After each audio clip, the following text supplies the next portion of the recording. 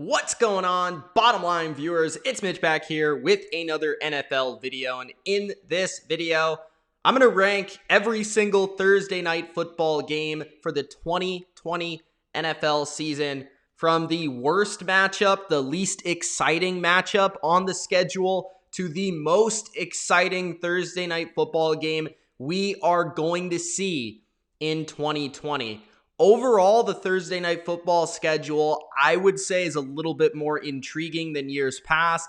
Thursday night football as a whole has been a little bit better over the last couple of years, even being maybe better than Monday night football. It's certainly debatable. This schedule looks interesting. I'm going to give you my favorite, my least favorite matchups of the 2020 Thursday night football slate before I give you my worst to best on Thursday night football. Make sure that you do. Gronk, spike the like button. Subscribe to the Bottom Line View for more NFL rankings just like this. And comment below your opinion. What is your favorite matchup this season for Thursday night football? Are you a big Cowboys-Ravens guy? Do you love the Battle of Ohio, the Bengals and Browns? Or maybe you're excited for week one, the Texans and the Chiefs?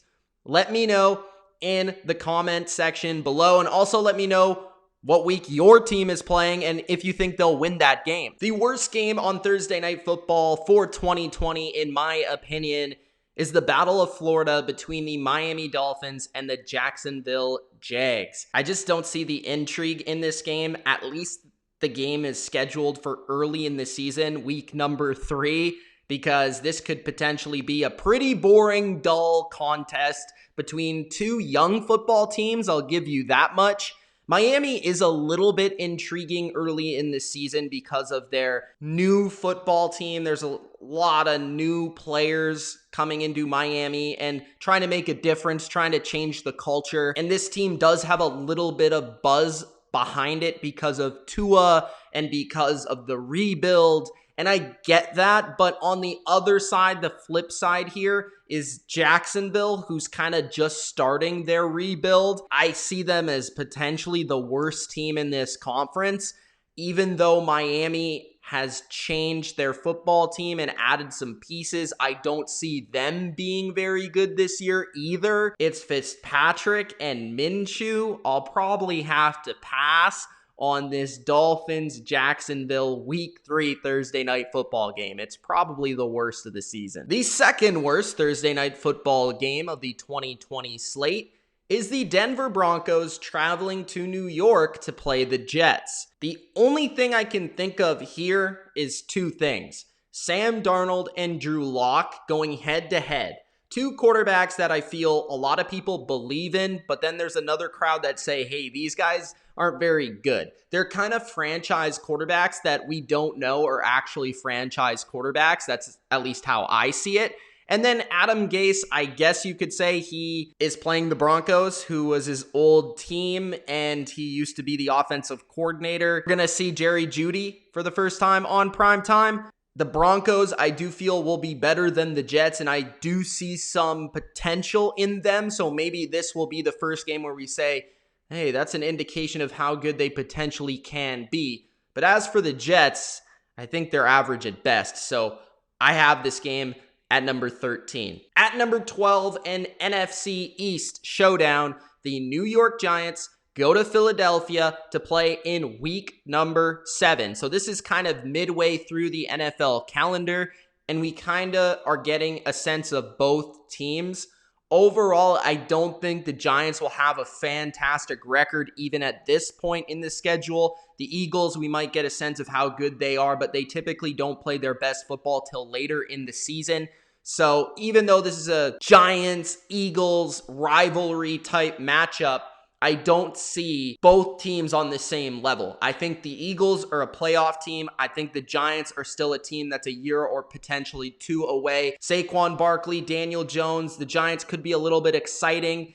They could score some points. They do pose a threat to a rival in this game. So in that regard, I rank it a little bit higher than the bottom two. It's also a rivalry game. I have it at number 12. At number 11, I have another rivalry game. This one is the Atlanta Falcons versus the Carolina Panthers. in week number 8. This game is the week following the Giants and the Eagles, and the reason I have this game a little bit above the Eagles and the Giants, although I don't believe in either of these teams as potential playoff teams, I do see this game having more potential for scoring, for fireworks, for offense, and for a lot of fans going crazy and potentially fantasy points. So that's always awesome if you're an NFL fan. Of course, Christian McCaffrey versus Todd Gurley, Matt Ryan versus Teddy Bridgewater, a lot of good receivers like Julio and Curtis Samuel and DJ Moore and Calvin Ridley. So there's a lot of potential for a lot of points, and that's why this game could be one of the sneaky ones on the Thursday night schedule. But if I'm actually looking at two teams that I think will matter down the line, yeah, this probably isn't at the top of the list. You know, I was going to have this one higher, but then I thought back to last year and how excited I was for Aaron Rodgers versus the 49ers. And it just completely disappointed me, not once, but twice. I'm not going to put myself through that again. I got the Packers and the 49ers at number 10. I'm just kidding. It's probably at like number 5, but I don't know. I'm scarred. Chargers, Raiders, Thursday night. 2 one-score games last season. Chucky in LA. This offensive line, one of the elite units in the league, trying to block Joey Bosa and Melvin Ingram. I know this is a divisional matchup, but this is a really good chess match between two teams, especially the defense of the Chargers versus the Raiders offense. At number 8, I have the LA Rams versus the New England Patriots. The Rams traveling to New England to try to revenge their loss in that Super Bowl just a couple of seasons ago. It feels like a long time ago, trust me, but that was just 2 seasons ago. Sean McVay, Bill Belichick, part 2. I'm excited to see if McVay can put together a better game plan, to see if he learned from that Super Bowl loss, and I want to see if Belichick can shut his offense down once again and make Jared Goff rattled and throw picks versus this great defense. It potentially could still be a really good offense versus a really good defense. I would love to see where the Patriots are at this point in the schedule. If they're a good team, if they're not a good team. The Rams and the Patriots, both are teams that people look at, hey, maybe they're taking a step back this year. They both could still be good, especially New England. I don't know. We'll see. But this game could be really fun if both of these teams are trying to fight for a playoff spot, especially the Rams in that NFC West, where that division is like all of them could be potentially fighting for a playoff spot in week 14. At number 7, the Tampa Bay Buccaneers at the Chicago Bears. Week number 5, the Tampa Bay Bucks, Tom Brady versus the Bears defense. That's fun to me. I'm going to watch it. Tom Brady, Mike Evans, Godwin, Gronk versus Khalil Mack and now Robert Quinn and Akeem Hicks and Eddie Jackson. Yeah, it's going to be fun. Bruce Arians versus Nagy, 2 kind of creative offensive minds. Will it be Nick Foles? Because if it's Nick Foles versus Tom Brady, I think this may even move up a couple of spots. If it's Mitch Trubisky, it kind of loses some of that flair. But maybe this is Tom Brady gets his revenge on Nick Foles game. That could be really fun. At number 6, I have the Battle of Ohio. It is the Cincinnati Bengals going to Cleveland to take on the Browns. Baker Mayfield, Joe Burrow, 2 number 1 overall picks, and you have weapons galore on both sides of the football. This could potentially be fireworks in week number 2 with Odell and Landry and Chubb versus Green and Higgins and Boyd and Mixon. It's just a lot of fun, and 2 teams that know each other well and kind of battle for the superiority within their own state, and for fans. And of course, the fans, if they're in attendance, it's going to get a little rowdy. So I'm excited because both of these teams, both of these franchises have excitement surrounding them going forward. At number 5, the Indianapolis Colts go to Tennessee for an AFC South showdown. This could be pretty much determining who the number 1 team in that division is. Phillip Rivers versus Ryan Tannehill. We have Vrabel and Reich, a defensive guy, offensive guy, both on similar levels, both young coaches that are trying to prove their worth in the NFL as top-tier coaches. A lot of people look at them as, wow, they're really good, but can they take that next step? And both of these teams, Tennessee going to the AFC Championship last year, The Colts looked at as the favorite in this division this year after getting Rivers and DeForest Buckner. DeForest Buckner and that defense trying to take on Derrick Henry, Darius Leonard trying to tackle him in the open field. Then on the opposite side, you have a power run game in the Colts and that offensive line versus that Mike Vrabel defense. So I think this is a really good matchup on both sides, very even teams, and that makes it a really exciting game for two teams that I feel will be relevant, very relevant in Week 10 trying to win this division. At number 4, it is week number 1, the first game of the 2020 NFL schedule. That is the Houston Texans and Deshaun Watson going to Kansas City, the Super Bowl champs. The banner will come down. Patrick Mahomes, Andy Reid versus the greatest GM in NFL history, Bill O'Brien. We have a showdown here, and the Texans trying to revenge that divisional round loss where they were up by like a cajillion points, and Patrick Mahomes in that game just went off, and I think Travis Kelce had like 100 touchdowns, something like that. So this game could be really fun because I think both offenses will score a ton of points, and I think Bill O'Brien and Deshaun Watson will want to show off their new toys in David Johnson and Brandon Cooks and say, hey, we don't need DeAndre Hopkins to get this thing done. Either way, though, Watson and Mahomes sign me up at any point in the schedule, but it just so happens that it's the first game of the year. And hopefully, there are fans in attendance because that would make it that much better in a rowdy Arrowhead Stadium after that banner comes down for the first time in their history. At number 3, week 11, the Arizona Cardinals and the Seattle Seahawks. This may be a little high for some, but personally, I believe both of these teams are kind of similar in a lot of different ways. Really awesome athletic quarterbacks who can carry their teams.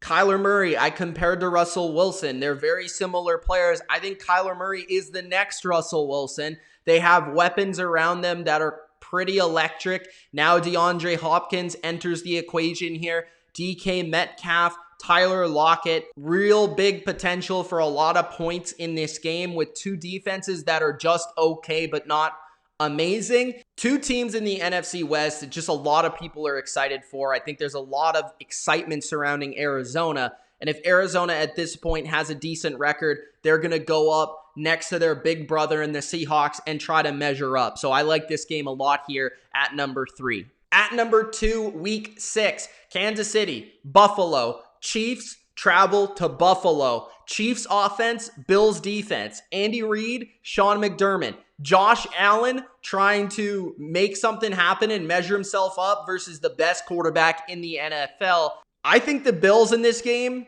this stadium, I really hope that, please, there's fans. The Bills fans will be going absolutely insane. They will crash through over 100 tables in the warm-up and the lead-up to this game. Stephon Diggs, I could see him having a long touchdown in this one down the right sideline. Sorry, Saints fans, for the winning touchdown. Either way, there's a potential upset here is what I'm trying to say. But Mahomes and this Super Bowl team versus a defense like that and versus a defensive schemer like that, it's just so fun in every nerdy NFL way possible. And I think the Bills are going to be really good, and they're very talented. So this one could be awesome. And the number 1 game on Thursday Night Football for the 2020 season is, of course, the Dallas Cowboys going to Baltimore in week number 13. Because the Cowboys, yeah, they're still America's team. I will admit it, whatever. But they're awesome to watch, especially going into this year because they have an awesome offense. And you're talking about these receivers versus those corners in Baltimore and that offensive line versus those big mother you-know-whats on the Baltimore Ravens, and that defense of the Ravens facing Dak, and can Dak handle Baltimore in the big stage, and can the Cowboys prove that they are one of the elite teams in the NFL this year? And I think this is a big measuring stick for them going to a hostile environment like that. And then on the opposite side, the Cowboys linebackers trying to face Lamar Jackson. That's really fun. Super athletes on both sides of the ball. I think this could be another explosion of points or just really good, tough football. And two teams that are elite in both conferences, in my opinion. The ratings through the roof with the MVP facing the most popular team. Give me that. Thursday Night Football injected into my veins. week number 13. Those are my top games. Those are my bottom games for Thursday Night Football in the 2020 NFL schedule. Let me know your list from top to bottom in the comment section below. Hope you enjoyed this breakdown of the Thursday Night Football schedule. If you did, Gronk spike the like button, and we'll see you next time. Make sure you check out the Sunday and Monday Night Football schedule and my breakdown and my rankings as well in the other videos. Thanks. Peace.